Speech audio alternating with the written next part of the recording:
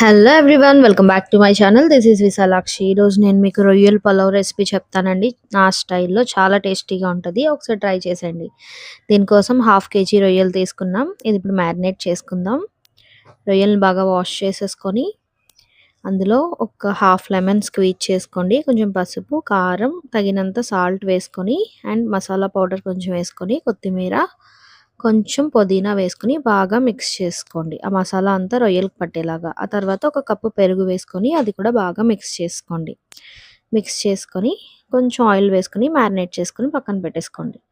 ఇప్పుడు మనం ఈ గ్లాస్తో 1 గ్లాస్ బాస్మతి రైస్ తీసుకొని బాగా కడిగేసుకొని ఒక పక్కకు పెట్టేసుకోండి. అంతది బియ్యం. ఈ లోపల కొంచెం ఫ్రైడ్ ఆనియన్స్కి పెట్టుకున్నాను స్టవ్ మీద అండ్ కొత్తిమీర, పుదీనా బాగా వాష్ చేసుకుని పక్కకు తీసుకుంటున్నాను. ఒక్కొక్క కట్ట తీసుకున్నానండి ఫ్లేవర్ కోసం. ఫ్రైడ్ ఆనియన్స్ కూడా రెడీ అయిపోయినాయి, పక్కన పెట్టేసుకున్నాను. ఇప్పుడు స్టవ్ మీద కడాయి పెట్టుకుని కొంచెం నెయ్యి, కొంచెం ఆయిల్ వేసుకొని ఇందులో యాలకులు, లవంగాలు, చెక్క, బిర్యానీ పువ్వు ఇవన్నీ వేసుకున్నానండి. కొంచెం కొంచెం బిర్యానీ ఆకు, షాజీరా వేసుకొని బాగా వేయించేసుకోండి. అండ్ మనం కట్ చేసి పెట్టుకున్న పుదీనా, కొత్తిమీర కూడా వేసుకొని ఇందులో అల్లం వెల్లుల్లిపాయ పేస్ట్ వేసుకోండి. వేసుకొని బాగా వేయించేసుకోండి. ఆ తర్వాత మనం మ్యారినేట్ చేసిన రొయ్యలు తీసుకొని ఇందులో వేసుకొని మూత పెట్టేసుకోండి కొంచెం సేపు. ఆ తర్వాత మనం ఫ్రైడ్ ఆనియన్స్ కూడా కొంచెం వేసుకొని అవి కూడా వేయించేసుకొని మూత పెట్టేసుకోండి. ఇంకా వాటర్ ఉంది కదండి, ఇంకా బాగా దగ్గరికి అవ్వాలన్నమాట. చూడండి కలర్ ఎంత మారిపోయిందో, చూసారా ఎంత మంచి స్మెల్ వస్తుందంటే సూపర్గా వస్తుందండి. అండ్ ఇప్పుడు ఇందులో మనం కడిగి పెట్టుకున్న రైస్ యాడ్ చేసుకొని ఒకసారి బాగా కలిపేసుకుందాం.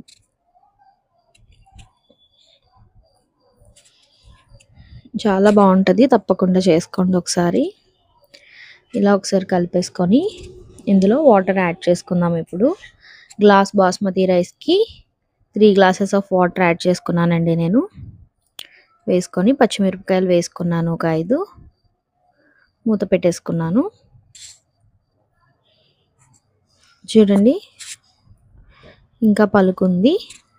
మళ్ళీ మూత పెట్టేసుకోండి. పైన కొంచెం ఫ్రైడ్ ఆనియన్స్ వేసుకుంటున్నాను, లాస్ట్లో కొంచెం వేసుకొని ఇంకా తీయనమాట అప్పుడే. ఇలా మూత పెట్టేసుకోండి.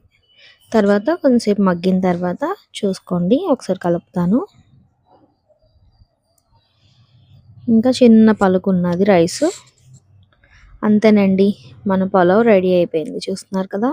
అండ్ దీని కాంబినేషన్గా చికెన్ కర్రీ చేశాను అండ్ కొన్ని గారెలు కూడా వేసానండి. మీకు కూడా ఈ రెసిపీ నచ్చినట్లయితే please like, share and subscribe my channel అండి. థ్యాంక్ యూ అండి. సబ్స్క్రైబ్